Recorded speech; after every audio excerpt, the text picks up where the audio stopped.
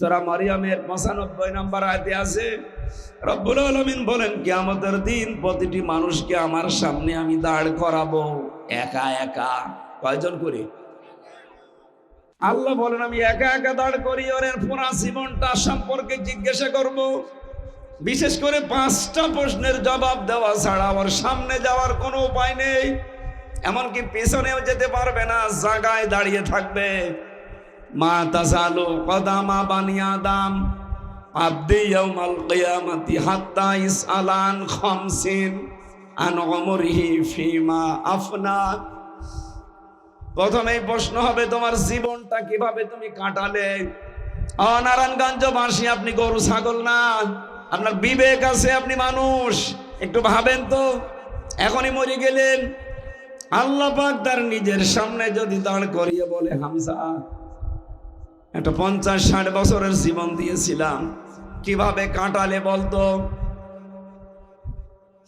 আমার তো 50 বছর না, মাঝে মাঝে একা থাকলে আমার মনে হয় রব্বুল আলামিন যদি আমারে বলে হামজা 2025 সালের আগস্ট মাসের 31 তারিখ পর্যন্ত তোরে মাফ করে দিলাম, যা শুধু সেপ্টেম্বরের 1 থেকে 19 এই 19টা দিনের হিসাব দিয়ে যা জান্নাতে চলে যা। আমার তো মনে হয় এই 19 দিনের হিসাব এখনো আমার জোগাড় হয়নি। আপনারা পারবেন? আপনারা পারবেন। কত কঠিন বিষয় আপনি কি জানেন? হিসাব। এই চিন্তা থেকেই হযরত ওমর যে হিসাব দেওয়া লাগবে, ঘুমাতে পারতেন না রাতে। তারপরেও তো তার জান্নাতে যাওয়ার গ্যারান্টি দুনিয়ায় আল্লাহ পাঠিয়ে দিয়েছিলেন। এই জায়গার মানুষ যদি এই চিন্তা করতে পারে যে কিয়ামতে আমি কি জবাব দেব, তাহলে আমাদের চিন্তা ভাবনা কত বেশি হওয়া দরকার আপনি বলেন। এই টেন্ডেন্সি যতদিন পর্যন্ত মানুষের ভেতরে বদ্ধমূল না হবে, সে যদি আকাশ দিয়ে উড়িয়ে যায়, তারপরেও তার দ্বারা আপনি দুর্নীতি বন্ধ করতে পারবেন না। এইটা আগে তৈরি হওয়া লাগবে। কিয়ামতে আল্লাহর সামনে আমাকে আল্লাহ দাঁড় করিয়ে প্রথমেই জিজ্ঞাসা করবে আমার পুরো জীবনটা নিয়ে। খলিফাতুল মুসলিমিন হযরতে আবু বকর সিদ্দিক রাদিয়াল্লাহু তাআলা আনহু এই টেন্ডেন্সি তৈরি হওয়ার কারণে কি করেছিলেন দুনিয়ায়, তার জীবনীতে পড়লাম। তার সন্তান আব্দুল্লাহ একবার তার মায়ের কাছে এসে বলে, মা আমি একটু পায়েস খেতে চাই। স্বামীকে ডাক দিয়ে বললেন, স্বামী আপনি তো দেশের দায়িত্বে আছেন, ঘরে তো ওইরকম খাবার নেই, ছেলেটার আশা যে পায়েস খাবে, আপনি একটু বাইতুল মালের খাজানসি যিনি অর্থমন্ত্রী তারে বলেন কিছু টাকা দিতে। উনি গেলেন, যাওয়ার পরে বলছেন আগামী মাসে যে বেতন পাবো ওই টাকাটা আমারে আগেই দিয়ে দেন। অর্থমন্ত্রী ওই রকম ডাক দিয়ে বলে, খলিফা আগামী 1 মাস আপনি বেঁচে থাকবেন সেই গ্যারান্টি আপনার আছে। আগামী 1 মাস জনগণ আপনাকে চেয়ারে বসিয়ে রাখবে, এই গ্যারান্টি আপনার আছে। আপনার যখন কোনো গ্যারান্টি নেই, আপনাকে আমি 1 মাসের অগ্রিম বেতন দেবো কোন কারণে? যান, বেতন নেই। উনি বাড়িতে আসলেন, স্ত্রীকে বললেন না সম্ভব না, এই বলেছি বাইতুল মাল থেকে। স্ত্রী বলে ঠিক আছে। প্রতিদিন উনি যে ভাতা পায় রাষ্ট্রের কাছ থেকে, যে বেতন পায়, মনে করেন 100 টাকা করে, ওখান থেকে 90 টাকা করে খরচ করে সংসারের জন্য 10 টাকা করে আলাদা করে রাখে। 15 দিন পর এই 150 টাকা দিয়ে আটা কিনে উনি পায়েস বানিয়েছে, সন্তানকে দিয়েছে, আবু বকর সিদ্দিককেও দিয়েছে। হযরত আবু বকর জিজ্ঞাসা করলেন, স্ত্রী টাকা তো আমি এনে দেইনি, কোথায় পেলে? স্ত্রী বলছে হারাম না, এইভাবে জমিয়েছিলাম। উনি খাবারটা খেলেন, চলে গেলেন বাইতুল মালে।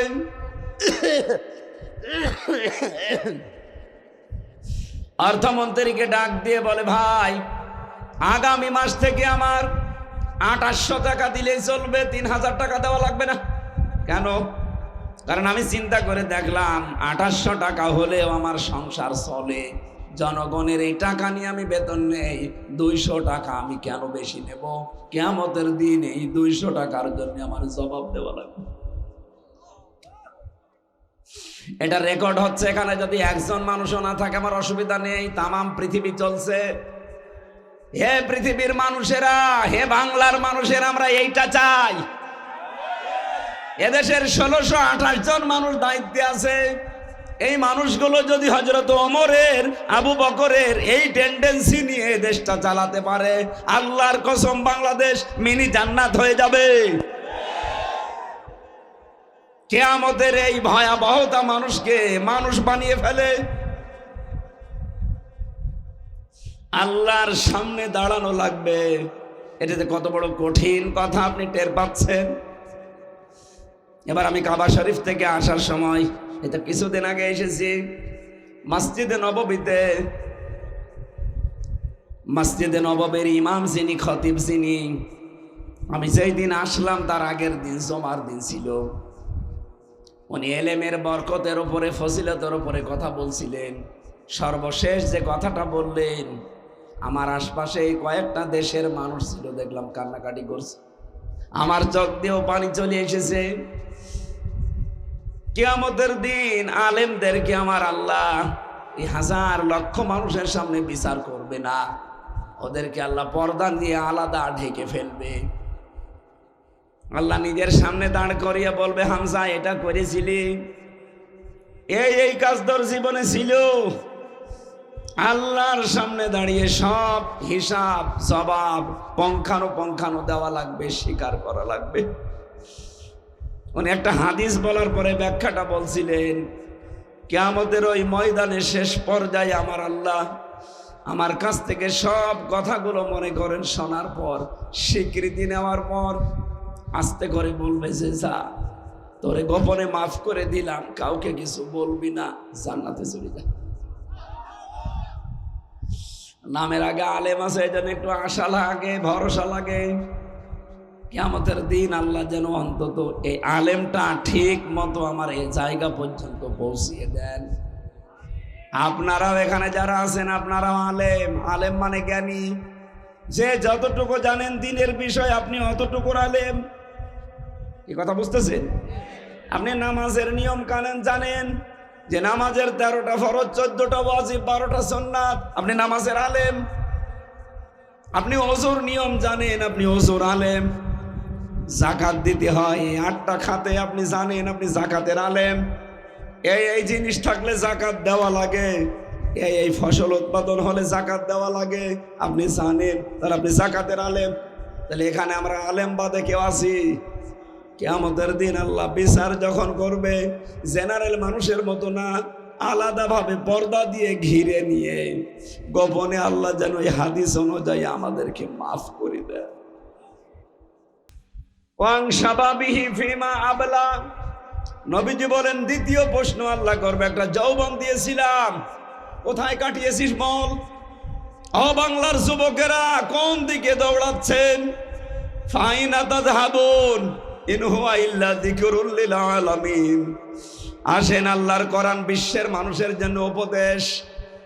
আজ অন্যান্য জেনারেল দলে যারা মানুষের তৈরি করা আইন কায়েমের জন্য চেষ্টা চালান, যৌবনটা নষ্ট করছেন। আসেন, বিবেকটা কাজে লাগান। আপনারও তো দায়িত্ব এই যৌবনটা অন্তত দিনের কাজে লাগানো। আপনার যৌবনের মিছিল আল্লাহর দিনের কাজে লাগে না, আপনার এই যৌবনের দেওয়ালের লিখন দিনের কাজে লাগে না, যৌবনের চিন্তা ভাবনা দিনের কাজে লাগে না।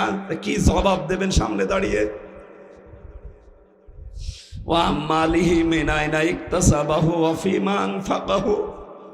যতটুকু সম্পদ উপার্জন করেছিলে কিভাবে করলে, কোন কোন রাস্তায়, ওইটা বলো। কিভাবে খরচ করেছো ওই রাস্তাগুলো বলা লাগবে। যতটুকু জ্ঞান অর্জন করেছিলে এর উপরে কতটুকু মেনে চলবে ওইটা বলো। কিয়ামতের এই 5টা প্রশ্ন তার সামনে দাঁড়িয়ে জবাব পঙ্খানো দেওয়া লাগবে। আপনি এখন থেকে জীবনের হিসাব মিলিয়ে বাড়ি যান। লাইসা লাহুম মিন দুনিহি ওয়ালিয়্যুন ওয়ালা শাফি,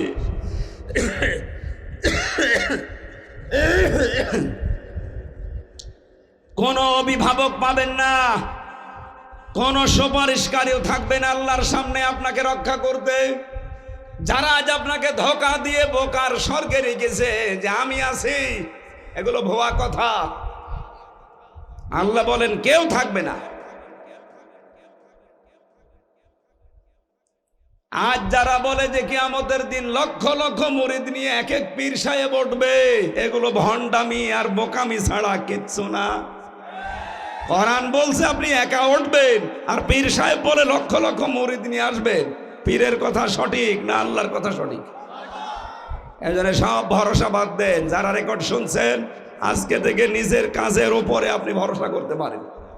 মঞ্চে বসা ওলামা ইকরাম, সামনে বসা মুসলমান ভাইরা, পর্দার আড়ালের সম্মানিতা মা এবং বোনেরা, দল মত জাতি বর্ণ ধর্ম নির্বিশেষে আজকের এই অনুষ্ঠান, এটা শুধু মুসলমানদের জন্য না। এই অনুষ্ঠান সব ধর্মের মানুষ এখানে আসতে পারে, সবার জন্য এটা ওপেন। কি কথা বললেন না কেন? কোরআন শরীফ কি শুধুমাত্র মুসলমানদের? আল্লাহ হুদাল্লিল মুসলিমিন দেননি, হুদাল্লিল আলামিন দিয়েছেন, হুদাল্লিল নাস দিয়েছেন, অথবা হুদাল্লিল মুত্তাকিন দিয়েছেন। পৃথিবীতে কোরআনে কারিম হচ্ছে মানুষ মতবাচ্চে যারা বিবেচিত তাদের জন্য এই কোরআন আল্লাহ দিয়েছেন। সুতরাং আহ্বান জানাচ্ছি, অন্য ধর্মেরও কেউ যদি আশপাশে থাকেন, এই অনুষ্ঠানে যদি এসে থাকেন, আপনাদেরকেও ওয়েলকাম, সুস্বাগতম জানাচ্ছি কোরআনের ছায়াতলে আসার জন্য। সেদিন যশোরের এক অধ্যাপক কলেজের, উনি বিসিএস ক্যাডার, ওনারে বলেছিলাম যে স্যার আপনাকে মুসলমান হতে হবে না, আপনি শুধু আমাদের ধর্মীয় গ্রন্থ কোরআন একটু বুঝে পড়বেন, হয় ইংরেজিতে পড়েন, বাংলায় পড়েন, যে ভাষা আপনার ভালো লাগে, শুধু পড়াটা একবার বুঝে বুঝে পড়বেন।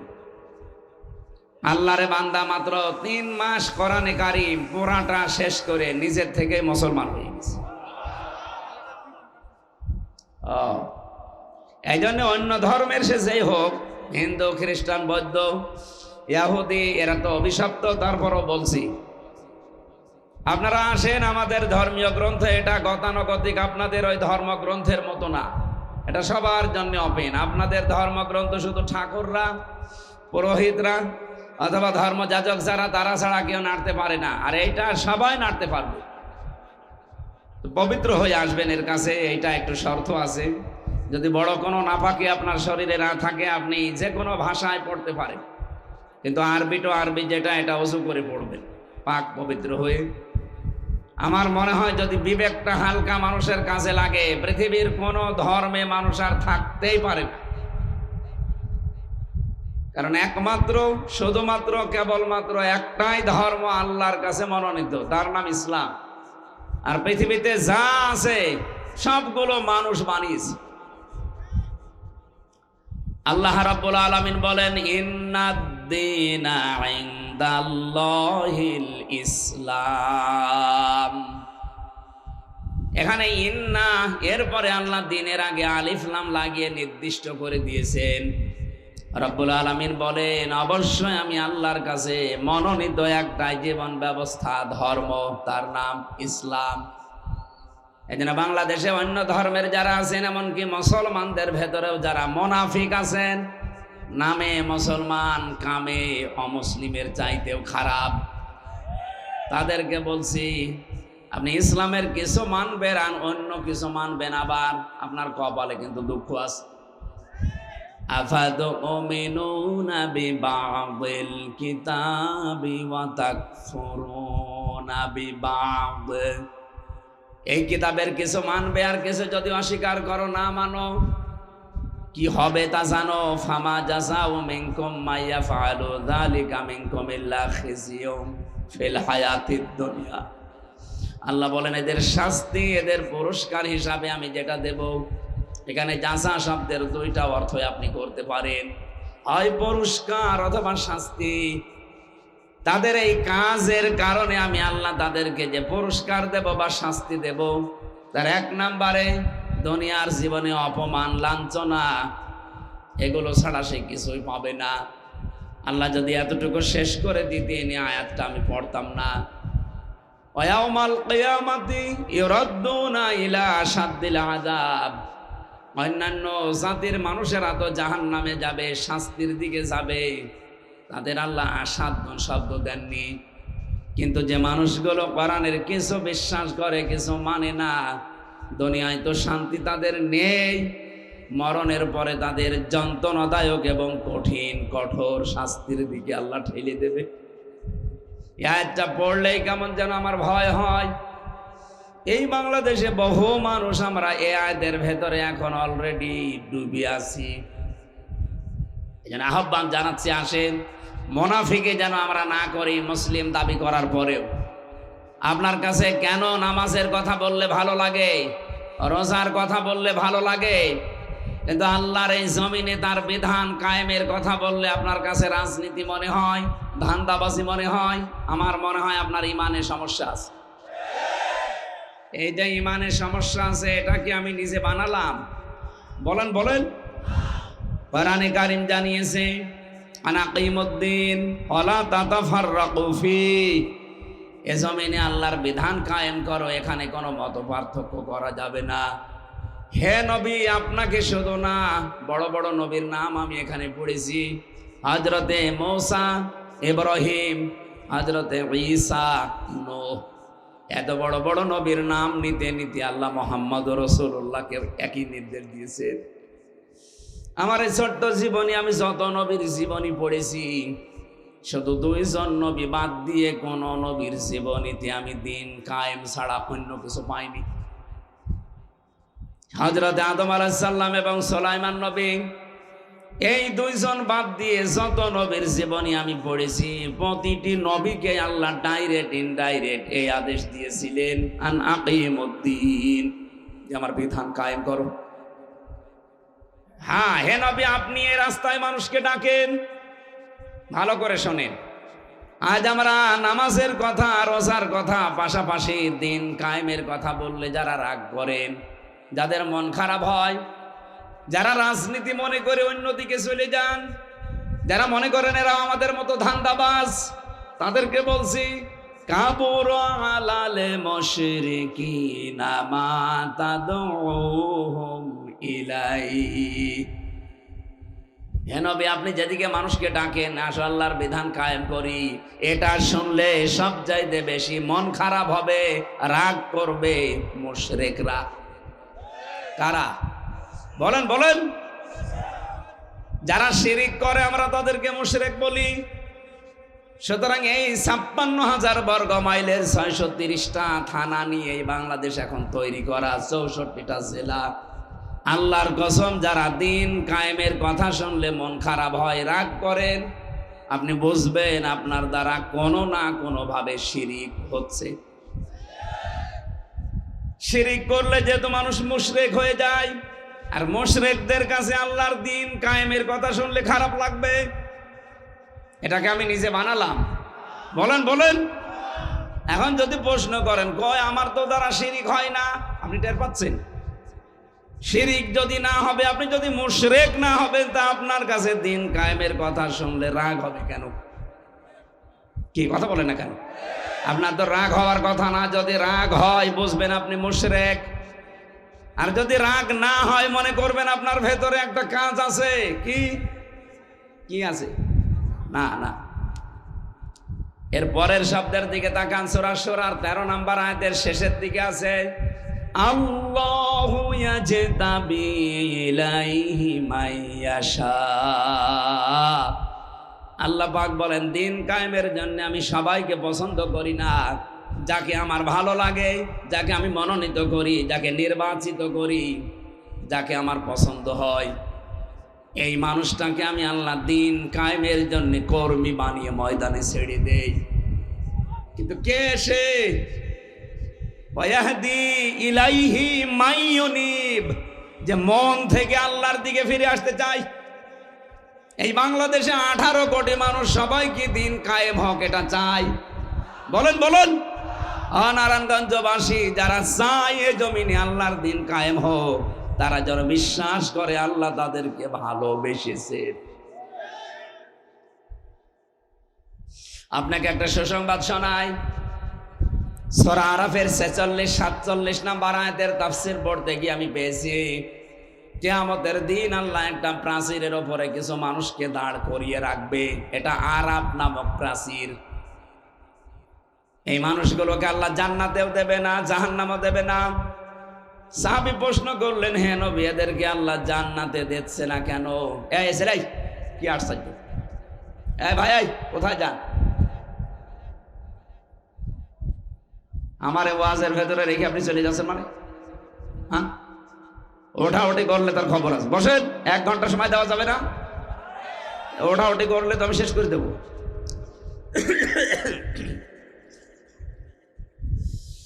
নারায়ণগঞ্জবাসী, যে কথা তুলেছিলাম, এখান থেকে একটা শিক্ষা নেওয়া লাগবে। আজ 18 কোটি মানুষ দেশে সবাই এই দিন কায়েম হোক চাচ্ছে না। এই জন্যে চাই না, আল্লাহ তাদেরকে মনোনীত করে নাই, নির্বাচিত করে নাই, কারণ তারা মন থেকে আল্লাহর দিনের দিকে ফিরে আসে নাই। যারা ফিরে এসেছে, আল্লাহ তাদেরকে দিন কায়েমের পথে লাগাবে। এই কথা বলেন না কেন? আর এটা সব চাইতে বেশি এখন বাংলাদেশে অগ্রণী ভূমিকা পালন করছে বাংলাদেশ জামাত ইসলামী।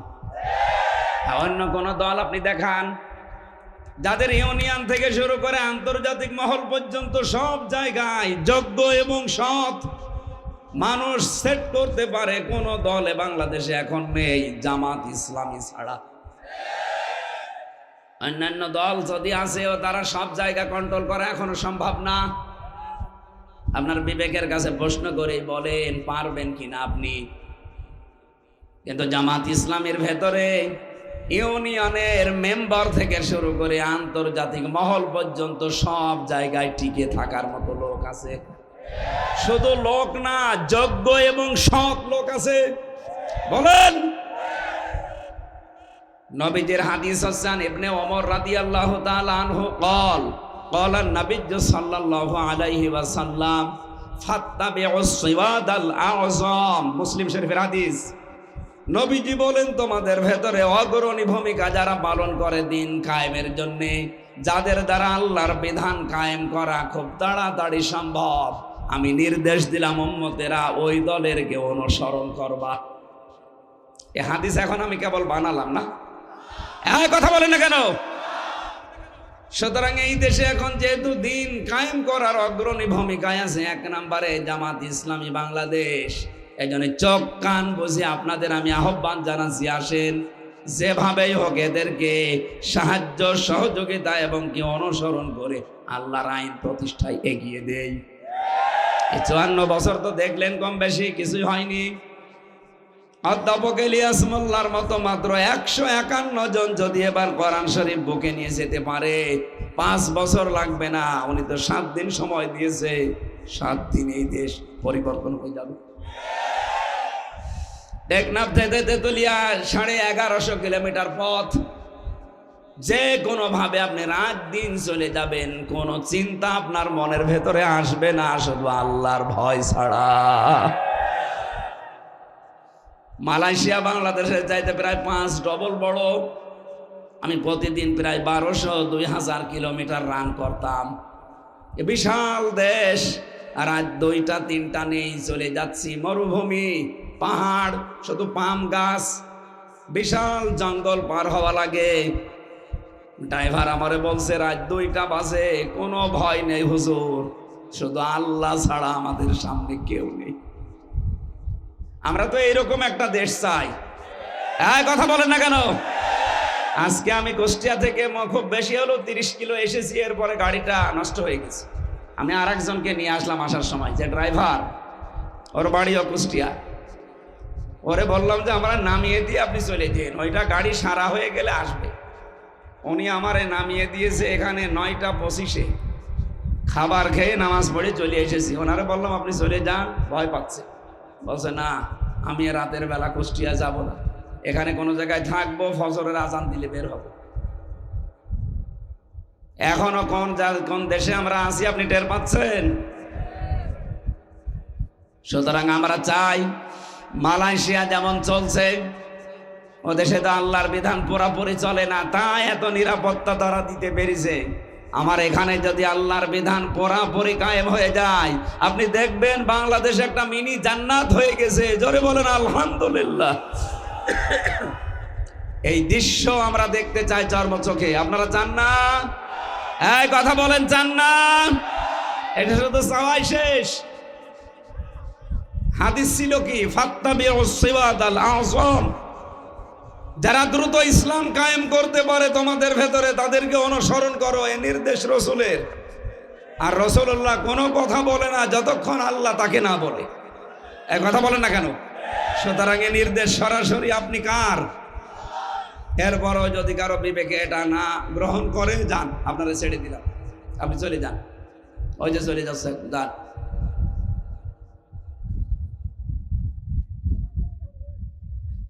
নারায়ণগঞ্জবাসী, সুতরাং এই আয়াতটা পড়লে যেমন আমার ভয় হয়, আপনার শুনলেও তো ভয় হওয়ার কথা। যে দুনিয়ায় আমি কিছু মানলাম আর কিছু মানলাম না, দুনিয়াতে তো আমার শান্তি নেই, স্বস্তি নেই, নিরাপত্তা নেই। আর মরণের পরে আল্লাহ যেমন তেমন আযাবে না, ইলা শাদ্দিল আযাব, কঠিন এবং যন্ত্রণাদায়ক আযাবের দিকে নিয়ে যাবে। বলেন নাউযুবিল্লাহ। যেই কথা বলছিলাম সূরা আরাফের এই উদ্ধৃতি দিয়ে, যে আপনাকে আল্লাহ জান্নাতে দিচ্ছে না। সাহাবী বললেন, কেন দেবে না? নবীজি বললেন, জান্নাতে দিচ্ছে না এই কারণে, কারণ এই লোকটার সব ভালো ছিল, মা বাবার সাথে সম্পর্ক ভালো ছিল না। বলেন তো, এরকম মানুষ দেশে এখন নেই? বলেন বলেন। এজন্য আমরা যা করি, মা বাবার সাথে সম্পর্ক ঠিক রাখা দরকার। সিস্টেম অপর পৃষ্ঠায় দেখুন। সাহাবী বলেন, হে নবী, আপনি যে বললেন এদেরকে আল্লাহ জাহান্নামেও দেবে না, কারণ কি? বিশ্ব নবী বলেন, এদের জাহান্নামে দেবে না একটা মাত্র কারণ, তারা জমিনে দিন কায়েমের আন্দোলন করত। সুতরাং হাদিস দ্বারা আপনাদের সুসংবাদ দিচ্ছি, হ্যাঁ, যে চলে যাচ্ছে যাক, আমার কোনো আফসোস নেই, কারণ আল্লাহ সবাইকে দিন কায়েমের জন্য মনোনীত করে না। আপনাকে আগে মনোনীত হওয়া লাগবে। আর এমনি এমনি আপনি মনোনীত হবেন না, আপনি এমনি এমনি নির্বাচিত হবেন না। আপনাকে আগে মন থেকে ফিরে আসা লাগবে আল্লাহর দিকে। আল্লাহ এই মন দেখে আপনাকে দিন কায়েমের জন্য নির্বাচিত করবেন। সুতরাং এই দেশে আমরা যারা দিন কায়েমের জন্য অ্যাক্টিভ কাজ করি, আল্লাহর কসম দিয়ে বলছি, আপনি আর যাই হোক জাহান্নামে যাওয়া লাগবে না। জোরে বলেন সুবহানাল্লাহ। জাহান্নামে যদি যাওয়া না লাগে, ওদিকে আবার জান্নাতেও যাওয়া যাচ্ছে না, একটা ঝামেলা হয়েছে। এই আরাফ নামক জায়গায় কতদিন থাকবেন নবীজি শেষে আর বলেননি। এই জন্য আমাদের উচিত হচ্ছে দিন কায়েমের আন্দোলনে যারা আছি, মা বাবার হকও যেন আমরা আদায় করতে পারি। জোরে বলেন আমিন। এই জন্য সবার জন্য আজকের এই অনুষ্ঠান যেহেতু উন্মুক্ত, সবাইকে নিয়ে এই দরবারে ইলাহিতে শুকরিয়া আদায় করছি আলহামদুলিল্লাহ। রবিউল আউয়াল মাস আজকে 26 তারিখ। দেখতে দেখতে কিন্তু এই মাসটা চলে যাচ্ছে না? কিন্তু যেটা দিতে এসেছিল ওইটা কিন্তু এখনো আমরা নিতে পারিনি। রবিউল আউয়াল এসেছিল আমাদের কাছে শুধু জিলাপি আর খিচুড়ি খাওয়ার জন্য, নাকি? বলেন বলেন, কি করতে এসেছিল? এখানে কি এত আওয়াজ হয়? এটা আমার মনে আছে ভাই, বসলাম। আর কেউ যাবেন নাকি? যদি চলে যান চলে যান, 5 জন থাকলে অসুবিধা নেই। বদরের ময়দানে সাহাবীদের সংখ্যা খুব বেশি ছিল না, মাত্র 313 জন। এখানে 313 জন থাকলে হবে। যান, বাকি চলে যান। না, আমি কোনো কথা গোপন করতে পারবো না। যা পড়েছি বুঝেছি আমি স্পষ্ট বলবো। এতে যদি একজনও থাকে মাইকলা, তাও ভালো। আপনি মাঠ ভর্তি লোক এনে দিলেন, অধিকাংশ দেখছে মুনাফিক। ও কথা বলে আমার লাভ কি? এই জন্য আমরা 5 জন চাই, 5 জনই আবু বকরের মতো মানুষ চাই। কথা বলেন না কেন? নবীজি এই কোরআন আবু বকরের সামনেও পড়েছিলেন, আবু সেহেলের সামনেও পড়েছিলেন। 2 জনের নামের আগে আবু আছে। এক আবু বকর কোরআন শুনে তার ঈমান যা ছিল আরো বেড়ে গেছে, আর এক আবু সেহেল কোরআন শুনে ওর ঈমান বাড়ে না। ওর ঈমান নেই তো, ওর কি বেড়েছিল? শয়তানি। কি বেড়েছিল? এখানে কোরআনের কথা বলবো মাস্ট বি, ইমান সবার বাড়বে না। আবু বকরের মতো মন থাকলে তার ইমান বাড়বে, আর যদি আবু জেহেলের মন নিয়ে বসে ওর ইমান বাড়বে কি বাড়বে? শয়তানি বাড়বে। এই জন্য আবু জেহেলের মন নিয়ে বসার দরকার নেই, আপনি আগে থেকে চলে যান। আমরা রবিউল আউয়াল যেহেতু চলে যাচ্ছে আর মাত্র 4 দিন আছে, একটা মহান শিক্ষা নিয়ে এসেছিল। আমি প্রায় 27টা পেয়েছি নবীজির সিরাত গ্রন্থগুলো পড়তে পড়তে। তার ভেতরে একটা হচ্ছে বিশ্ব নবী এ মাসে জন্ম নিয়েই 3 জন মহিলার দুধ পান করেছিলেন। কয়জন বলেন বলেন?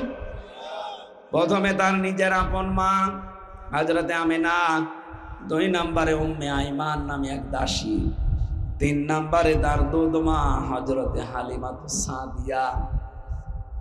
খুব খেয়াল করে শোনেন তো, রবিউল আউয়াল আপনি কি করলেন আর নবীজি কি করেছিলেন?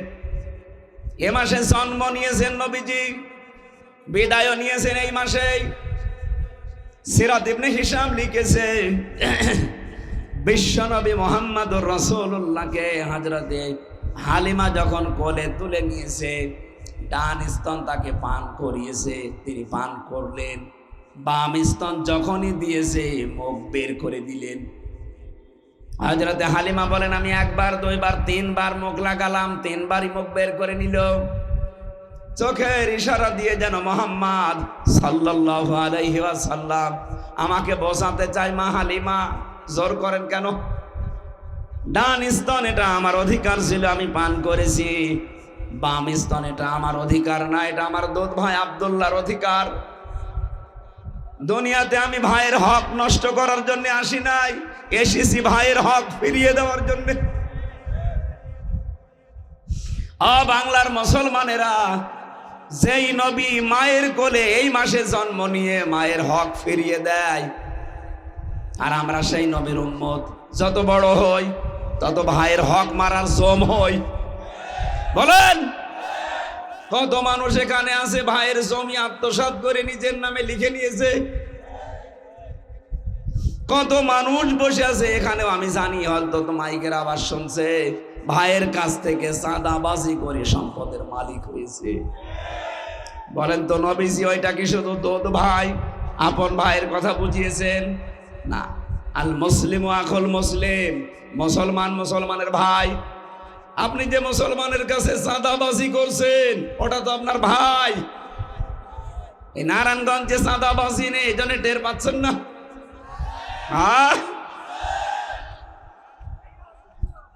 অথচ যেই লোকটা ভাইয়ের কাছে চাঁদাবাজি করে লক্ষ কোটি টাকার মালিক, এই রবিউল আউয়াল আসলে আমারে ডেকে বলবে, হুজুর মিলাদ করে দেন।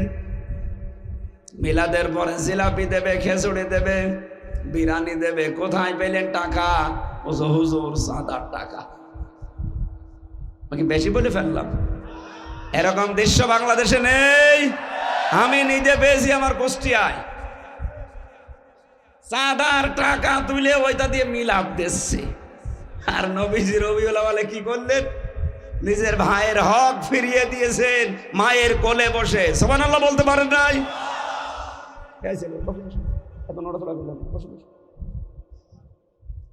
এই জন্য আমাদের উচিত হচ্ছে এই রবিউল আউয়ালের এই হক নামে এই শিক্ষাটা নেওয়া। আমরা হকের বিস্তারিত কথা শেষের শব্দে থেকে বলবো ইনশাআল্লাহ। সূরা আনাম 51 নম্বর আয়াত, মাত্র একটা আয়াত পড়েছি। দেখি এই আয়াত অনুযায়ী কি করা যায়। যতটুকু আমি পড়াশোনা করেছি এর উপরে আমরা ডেলিভারি দেবো ইনশাআল্লাহ। সূরা আনামের 51 নম্বর আয়াতটা পড়েছি। আল্লাহর ঘোষণা হচ্ছে, ওয়ানযির বিহিল্লাযিনা ইয়াখাফুনা আইয়ুহশারু ইলা রাব্বিহিম। হে নবী, এই কোরআন দিয়ে আপনি ওই সমস্ত মানুষদেরকে সতর্ক করবেন যে মানুষগুলো তার রবের সামনে কিয়ামতে দাঁড়ানো লাগবে এই ভয় করে।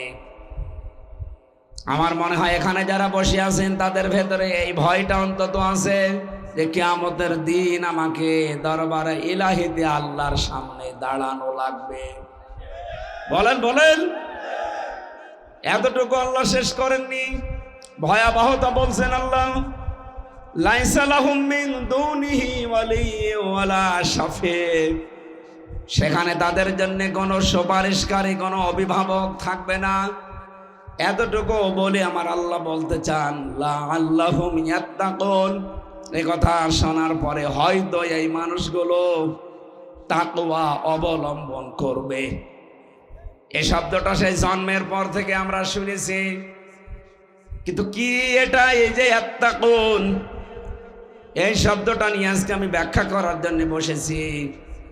সবার জন্য আজকের আয়াত না, যেহেতু কিয়ামতের ময়দানে তাদের রবের সামনে দাঁড়ানো এই টেন্ডেন্সি যাদের ভেতরে আছে, কোরআন দিয়ে সতর্ক করলে তাদের কাজ হবে। এ কথা কার? বলেন বলেন। ফাযাক্কির বিল কুরআনি মান ইয়াখাফু ওয়াঈদ। সৈয়দ মনীষ and or by the holy Quran, him who frees my threat. নবী, আপনি কোরআন দিয়ে সতর্ক করলে তাদের কাজ হবে যে মানুষগুলো আল্লাহর ধমকের ভয় করে। এজন্য এখানে যারা বসে আছেন, আল্লাহর ধমক কেমন, কিয়ামতের দিন আল্লাহর সামনে দাঁড়ালে কি অবস্থা, ভয়াবহতা তৈরি হবে, এই বিশ্বাস যাদের ভেতরে জন্ম হয়েছে, তাদের যদি জরুরি কোনো প্রয়োজন না থাকে, আমার মনে হয় তারা এই আয়াত শেষ না করে যাওয়ার কথা না। কথা বলেন না কেন? এবার শোনেন তো কি বলতে চান আল্লাহ। এই কোরআন দিয়ে সতর্ক করবেন আপনি তাদেরকে যারা আমার সামনে হাসরের ময়দানে দাঁড়ানোকে ভয় করে। অনেক মানুষ ভয় করতে চায় না, কারণ কি? তারা মনে করে কিয়ামতের দিন আল্লাহর সামনে যদি আমি দাঁড়ায়ও, একা না, লক্ষ লক্ষ মুরিদ ভাই আমার সাথে থাকবে, তাদের সামনে আমি দাঁড়াবো না। এটা ডাহা মিথ্যা কথা এবং প্রতারণা। বাংলাদেশের বহু ভণ্ড পীর মানুষকে এই প্রতারণা করে তাদের দরবার কেন্দ্রিক ব্যবসা চালিয়ে যাচ্ছে। কিয়ামতের দিন কেউ কারো সাথে আসবে না, প্রতিটি মানুষকে আল্লাহর সামনে দাঁড়ানো লাগবে সিরেফ একা একা। ওয়াকুল্লুহুম আতিহি ইয়াউমাল কিয়ামাতি ফারদা। সূরা মারইয়ামের 95 নম্বর আয়াতে আছে, রব্বুল আলামিন বলেন কিয়ামতের দিন প্রতিটি মানুষকে আমার সামনে আমি দাঁড় করাবো একা একা। কয়জন করে? আল্লাহ বলেন আমি একা একা দাঁড় করি, ওর পুরা জীবনটা সম্পর্কে জিজ্ঞাসা করব। বিশেষ করে 5টা প্রশ্নের জবাব দেওয়া ছাড়া ওর সামনে যাওয়ার কোনো উপায় নেই। এমনকি পিছনেও যেতে পারবে না, জায়গায় দাঁড়িয়ে থাকবে। মা তাজালু কদামা বানি আদম আবদি ইয়াউমাল কিয়ামাতি হাত্তা ইসআলান খামসিন আন উমরিহি ফিমা আফনা। প্রথমেই প্রশ্ন হবে তোমার জীবনটা কিভাবে তুমি কাটালে। নারায়ণগঞ্জবাসী, আপনি গরু ছাগল না, আপনার বিবেক আছে, আপনি মানুষ। একটু ভাবেন তো, এখনই মরে গেলেন, আল্লাহ পাক তার নিজের সামনে যদি দাঁড় করিয়ে বলে হামজা একটা 50-60 বছরের জীবন দিয়েছিলাম, কিভাবে কাটালে বলতো? আমার তো 50 বছর না, মাঝে মাঝে একা থাকলে আমার মনে হয় রব্বুল আলামিন যদি আমারে বলে হামজা 2025 সালের আগস্ট মাসের 31 তারিখ পর্যন্ত তোরে মাফ করে দিলাম, যা শুধু সেপ্টেম্বরের 1 থেকে 19 এই 19টা দিনের হিসাব দিয়ে যা জান্নাতে চলে যা। আমার তো মনে হয় 19 দিনের হিসাব এখনো আমার জোগাড় হয়নি। আপনারা পারবেন না? আপনারা পারবেন? কত কঠিন বিষয় আপনি কি জানেন? হিসাব। এই চিন্তা থেকেই হযরত ওমর যে হিসাব দেওয়া লাগবে, ঘুমাতে পারতেন না রাতে।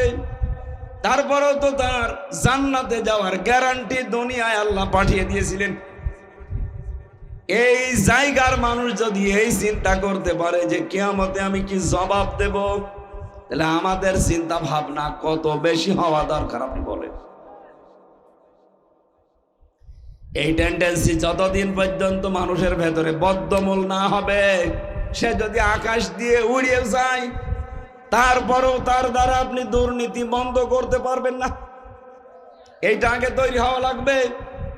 কিয়ামতে আল্লাহর সামনে আমাকে আল্লাহ দাঁড় করিয়ে প্রথমেই জিজ্ঞাসা করবে আমার পুরা জীবনটা নিয়ে। খলিফাতুল মুসলিমিন হযরতে আবু বকর সিদ্দিক রাদিয়াল্লাহু তাআলা আনহু এই টেন্ডেন্সি তৈরি হওয়ার কারণে কি করেছিলেন দুনিয়ায়, তার জীবনীতে পড়লাম। তার সন্তান আব্দুল্লাহ একবার তার মায়ের কাছে এসে বলে, মা আমি একটু পায়েস খেতে চাই। স্বামীকে ডাক দিয়ে বললেন, স্বামী আপনি তো দেশের দায়িত্বে আছেন, ঘরে তো ওই রকম খাবার নেই, ছেলেটার আশা যে পায়েস খাবে, আপনি একটু বাইতুল মালের খাজানসি যিনি অর্থমন্ত্রী তারে বলেন কিছু টাকা দিতে। উনি গেলেন, যাওয়ার পরে বলছেন আগামী মাসে যে বেতন পাবো ওই টাকাটা আমারে আগেই দিয়ে দেন। অর্থমন্ত্রী ওই রকম ডাক দিয়ে বলে, খলিফা আগামী 1 মাস আপনি বেঁচে থাকবেন সেই গ্যারান্টি আপনার আছে? আগামী 1 মাস জনগণ আপনাকে চেয়ারে বসিয়ে রাখবে এই গ্যারান্টি আপনার আছে? আপনার যখন কোনো গ্যারান্টি নেই, আপনাকে আমি 1 মাসের অগ্রিম বেতন দেবো কোন কারণে? যান, বেতন নেই। উনি বাড়িতে আসলেন, স্ত্রীকে বললেন, না সম্ভব না, এই বলেছি বাইতুল মাল থেকে। স্ত্রী বলে ঠিক আছে। প্রতিদিন উনি যে ভাতা পায় রাষ্ট্রের কাছ থেকে, যে বেতন পায়, মনে করেন 100 টাকা করে, ওখান থেকে 90 টাকা করে খরচ করে সংসারের জন্য, 10 টাকা করে আলাদা করে রাখে। 15 দিন পর এই 150 টাকা দিয়ে আটা কিনে উনি পায়েস বানিয়েছে, সন্তানকে দিয়েছে, আবু বকর সিদ্দিককেও দিয়েছে। হযরত আবু বকর জিজ্ঞাসা করলেন, স্ত্রী টাকা তো আমি এনে দেইনি, কোথায় পেলে? স্ত্রী বলছে, হারাম না, এইভাবে জমিয়েছিলাম। উনি খাবারটা খেলেন, চলে গেলেন বাইতুল মালে।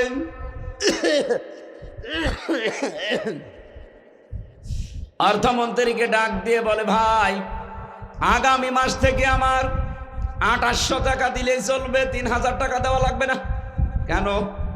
কারণ আমি চিন্তা করে দেখলাম 2800 টাকা হলেও আমার সংসার চলে, জনগণের এই টাকা নিয়ে আমি বেতন নেই, 200 টাকা আমি কেন বেশি নেব? কিয়ামতের দিন এই 200 টাকার জন্য আমার জবাব দেওয়া লাগবে। এটা রেকর্ড হচ্ছে এখানে, যদি একজন মানুষও না থাকে আমার অসুবিধা নেই, তামাম পৃথিবী চলছে। হে পৃথিবীর মানুষেরা, হে বাংলার মানুষেরা, আমরা এইটা চাই। এদেশের 1628 জন মানুষ দায়িত্বে আছে। এই মানুষগুলো যদি হযরত ওমরের, আবু বকরের এই টেন্ডেন্সি নিয়ে দেশটা চালাতে পারে, আল্লাহর কসম বাংলাদেশ মিনি জান্নাত হয়ে যাবে।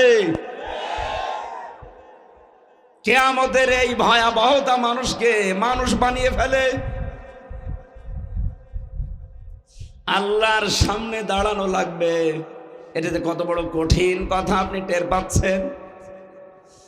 এবার আমি কাবা শরীফ থেকে আসার সময়, এটা কিছুদিন আগে এসেছি, মসজিদে নববীতে, মসজিদে নববীর ইমাম যিনি, খতিব যিনি, আমি যেই দিন আসলাম তার আগের দিন জুমার দিন ছিল। উনি এলেমের বরকতের উপরে, ফজিলতের উপরে কথা বলছিলেন। সর্বশেষ যে কথাটা বললেন, আমার আশপাশে কয়েকটা দেশের মানুষ ছিল, দেখলাম কান্নাকাটি করছে, আমার চোখ দিয়েও পানি চলে এসেছে। কিয়ামতের দিন আলেমদেরকে আমার আল্লাহ এই 1000 লক্ষ মানুষের সামনে বিচার করবে না, ওদেরকে আল্লাহ পর্দা দিয়ে আলাদা ঢেকে ফেলবে। আল্লাহ নিজের সামনে দাঁড় করিয়ে বলবে, হামজা এটা করেছিলি, এই কাজ তোর জীবনে ছিল। আল্লাহর সামনে দাঁড়িয়ে সব হিসাব জবাব পঙ্খানো দেওয়া লাগবে, স্বীকার করা লাগবে। উনি একটা হাদিস বলার পরে ব্যাখ্যাটা বলছিলেন, কিয়ামতের ওই ময়দানে শেষ পর্যায়ে আমার আল্লাহ আমার কাছ থেকে সব কথাগুলো মনে করেন শোনার পর, স্বীকৃতি নেওয়ার পর আস্তে করে বলবে যে, যা তোরে গোপনে মাফ করে দিলাম, কাউকে কিছু বলবি না, জান্নাতে চলে যা। নামের আগে আলেম আছে, এই জন্য একটু আশা লাগে, ভরসা লাগে। কিয়ামতের দিন আল্লাহ যেন অন্তত এই আলেমটা ঠিক মতো আমার এই জায়গা পর্যন্ত পৌঁছিয়ে দেন। আপনারাও এখানে যারা আছেন আপনারাও আলেম। আলেম মানে জ্ঞানী, যে যতটুকু জানেন দিনের বিষয় আপনি অতটুকুর আলেম। এই কথা বুঝতেছেন? আপনি নামাজের নিয়ম কানুন জানেন, যে নামাজের 13টা ফরজ, 14টা ওয়াজিব, 12টা সুন্নাত, আপনি নামাজের আলেম। আপনি ওযুর নিয়ম জানেন, আপনি ওযুর আলেম। যাকাত দিতে হয় 8টা খাতে আপনি জানেন, আপনি যাকাতের আলেম। এই জিনিস থাকলে যাকাত দেওয়া লাগে, এই ফসল উৎপাদন হলে যাকাত দেওয়া লাগে, আপনি জানেন, তাহলে আপনি যাকাতের আলেম। তাহলে এখানে আমরা আলেম বাদে কেউ আছি? কিয়ামতের দিন আল্লাহ বিচার যখন করবে, জেনারেল মানুষের মতো না, আলাদাভাবে পর্দা দিয়ে ঘিরে নিয়ে গোপনে আল্লাহ যেন এই হাদিস অনুযায়ী আমাদেরকে মাফ করে দেয়।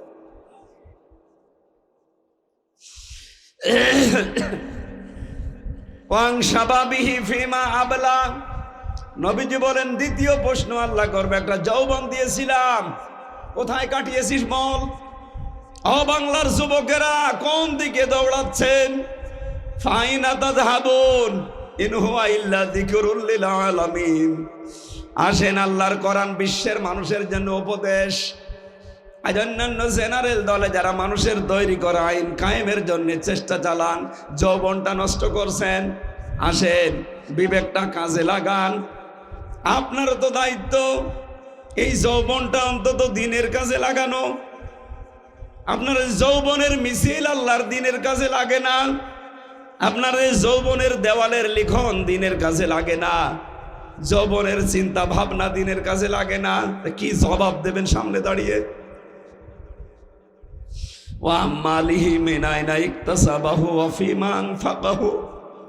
যতটুকু সম্পদ উপার্জন করেছিলে কিভাবে করলে, কোন কোন রাস্তায়, ওইটা বলো। কিভাবে খরচ করেছো ওই রাস্তাগুলো বলা লাগবে। যতটুকু জ্ঞান অর্জন করেছিলে এর উপরে কতটুকু মেনে চলবে ওইটা বলো। কিয়ামতের এই 5টা প্রশ্ন তার সামনে দাঁড়িয়ে জবাব পঙ্খানু দেওয়া লাগবে। আপনি এখন থেকে জীবনের হিসাব মিলিয়ে বাড়ি যান। লাইসা লাহুম মিন দুনিহি ওয়ালিয়্যুন ওয়ালা শাফি।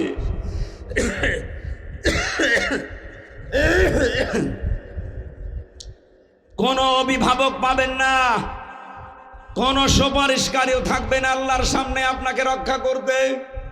যারা আজ আপনাকে ধোঁকা দিয়ে বোকার স্বর্গে রেখেছে যে আমি আছি, এগুলো ভুয়া কথা। আল্লাহ বলেন কেউ থাকবে না।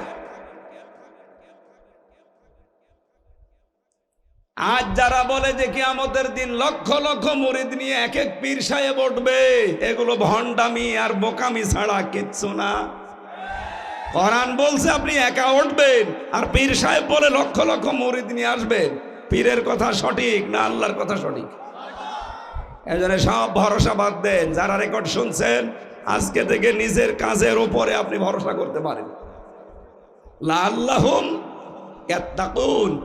আশা করা যায় কথাগুলো শুনলে তোমরা তাকওয়াবান হবে। কিভাবে তাকওয়াবান হয় মানুষ?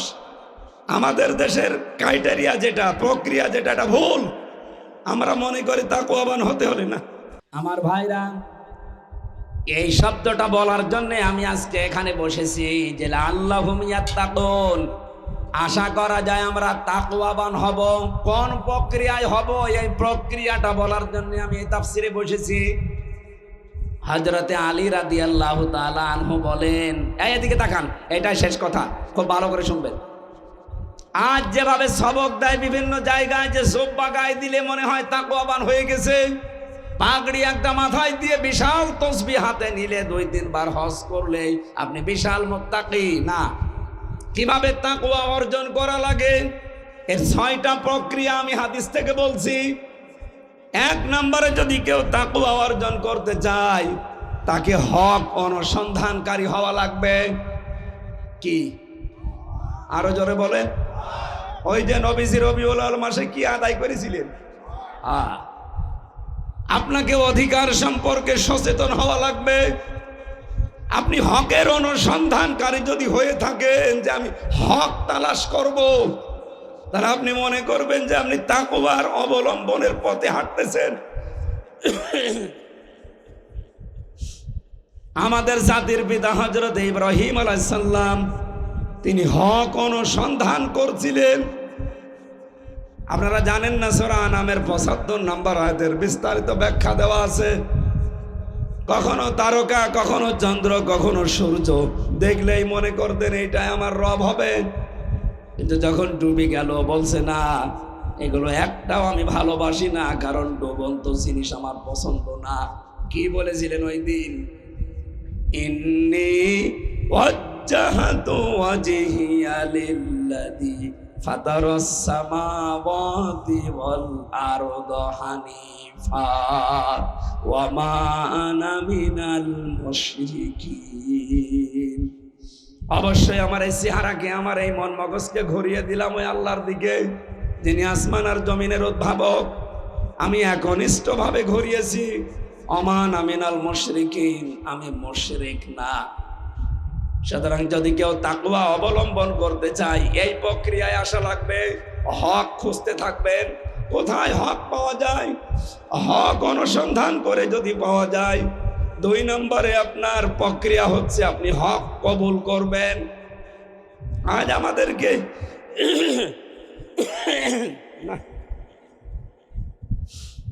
জাতির পিতা ইব্রাহিম আলাইহিস সালাম তিনি অনুসন্ধান করে হক পেয়েছিলেন, আর আমার এই বাংলার জাতির মানুষদেরকে চোখে আঙ্গুল দিয়ে হক দেখিয়ে দিলেও কবুল করতে চায় না। হ্যাঁ, কথা বলে না কেন? এত কায়দায় উদাহরণ দেওয়া হয়, এরপরও মানুষ হক কবুল করতে চায় না। ৩ নম্বরে হক যদি কেউ পেয়ে যায়, সে যেন হককে প্রচার করে।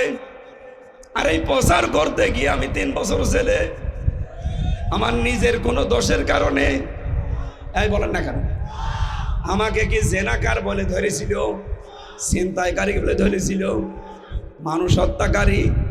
কি করতাম? এই হক প্রচার করতাম এই কারণে।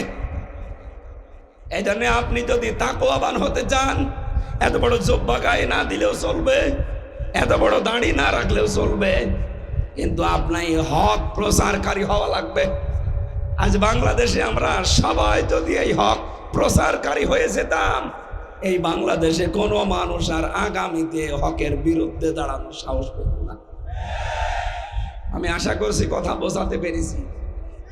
৪ নম্বরে হক যদি আপনি পেয়ে যান, হক শুধু প্রচার করবেন তা না, তার উপরে দৃঢ় থাকা লাগবে।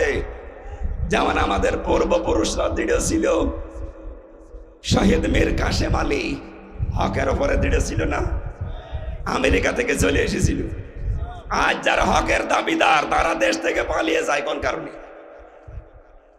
আপনি যদি হক দৃঢ় থাকতে পারেন, মীর কাসেম আলীর মতো দেশ থেকে চলে আসেন।